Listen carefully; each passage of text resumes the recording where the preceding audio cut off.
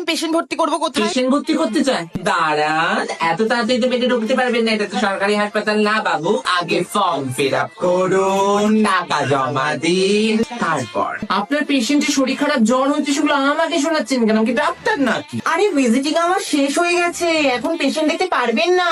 কার্ডেই তো লেখা থাকে টাইমটা, দেখতে পারেন না?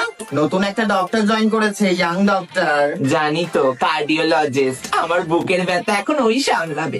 মীনা কুমারী দেবীর বাড়ির লোক কে আছো? রজত দাসের বাড়ির লোক কে আছো? মমতা ব্যানার্জির বাড়ির লোক কে আছো?